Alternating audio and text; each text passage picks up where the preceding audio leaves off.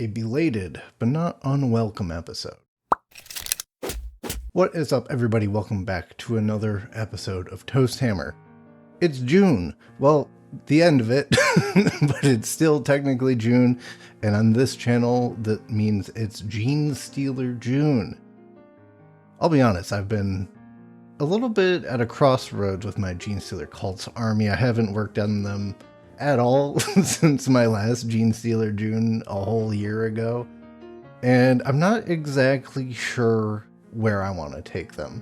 I think part of it is I just feel really unmotivated to paint like 60 Neophytes, and I've just had a lot of other more interesting projects for me come up over the past year or so. So I wanted to try and kind of get that energy back by having my dessert first and painting up the leader of my Genestealer Cults, the Patriarch. Now, this is an alien monstrosity, and originally I really liked the original Genestealer Cults Patriarch model. I had zero issues with it until the Tyranid range got a refresh, and this guy dropped on the scene.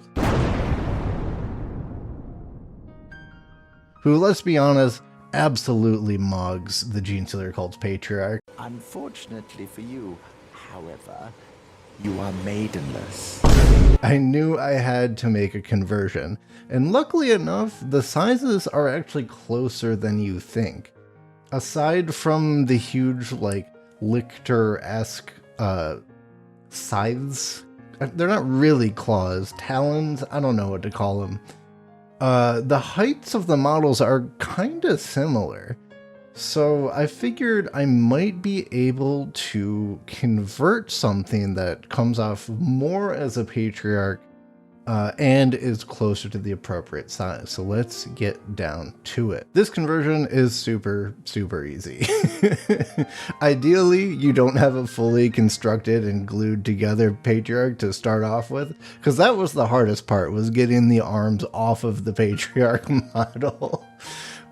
Snapping them off didn't really work. The glue bonds were a lot harder than I anticipated, so I tried to saw the other one off, and that worked okay.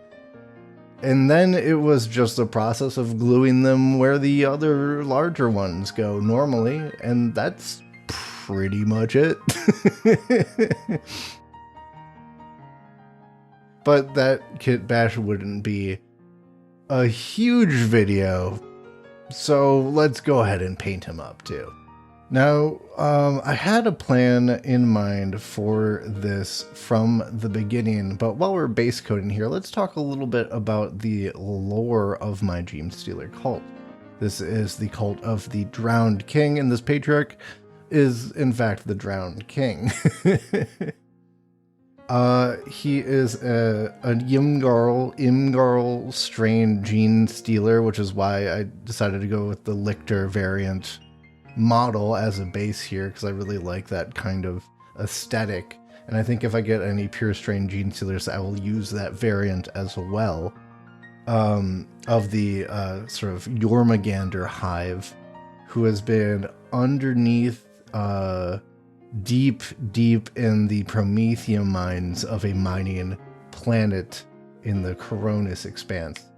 And they call him the Drowned King because he was first encountered by miners, like literally in pools of oil, and sort of in this deep kind of slumber / hibernation state, whereas, you know, a Genestealer cult is wont to do, turn to this figure in worship as the true herald of the Emperor, the Star Emperor, the four-armed Emperor, the one true Emperor, not the guy on Terra.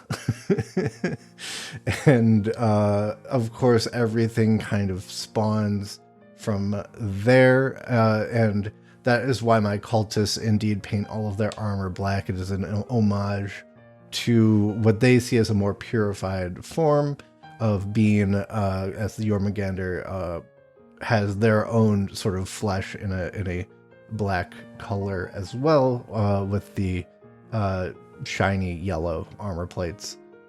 which we'll get to in the cultist paint scheme a little bit later when it comes to vehicles and things like that. You might notice I'm doing a lot of base coating here. I'm doing underpainting of the armor plates and then hitting that with some contrast paint. It was my first time trying that method. I thought it looked really good. It worked really well. I could have gone with the sort of pink into orange pipeline that a lot of people do with yellow contrast paints, but I actually wanted to keep this a little bit more desaturated, so I was fine with the gray because of the variety of washes we will be using later. And in fact, you might notice that I'm actually not touching his sort of skin at all. It's just sort of like the underwebbing and things of that nature. And that's because we're going to be coloring the sort of main skin portions entirely with washes. We're first going to hit it with our kerosene grime from AK, and that is sort of the all-over wash that I apply over all of my GSC, and that really sort of dirties stuff up super nicely. It gets this really nice grimy black ink effect and a little bit of a gloss coat as well. Because what I'm trying to do here is kind of go for the like H.R. Geiger alien sort of glossy skin tone that you see with sort of the Queen alien in that movie.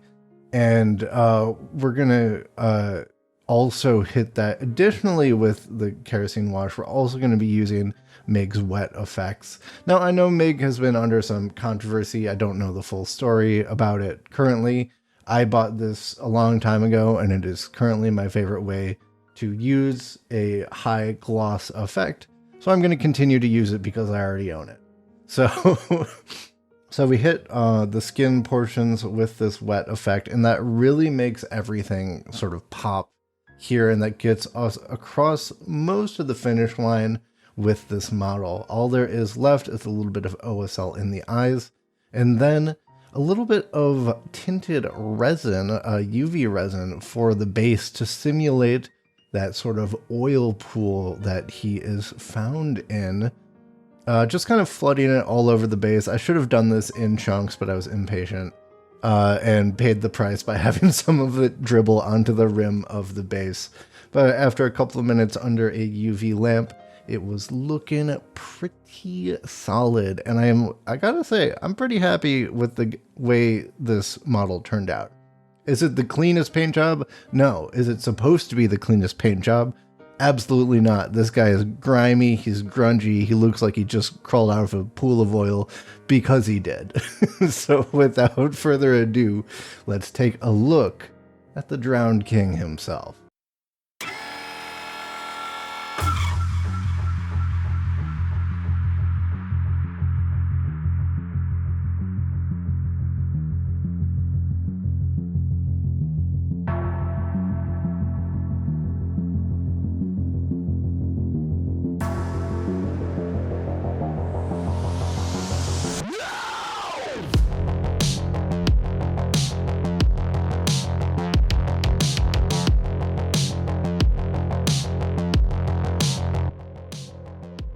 I do hope very much that you enjoyed this video. If you did, be sure to give it a thumbs up. It always helps me out. And if you want to see more kit bashes and potentially more Genestealer Junes, I don't know if I'll still have a Genestealer army come next year, but if I do, I'll be doing a Genestealer June. I'll tell you that much right now. Stay subscribed so you don't miss that, along with my other variety of army projects and things of that nature. And hey, if you're subscribed, if you're enjoying the videos, come check out the community. We have a Toast Hammer Discord, link in the description below.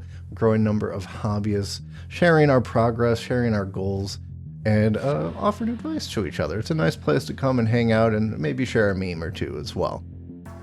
Other than that, I'll see you guys next time. Peace!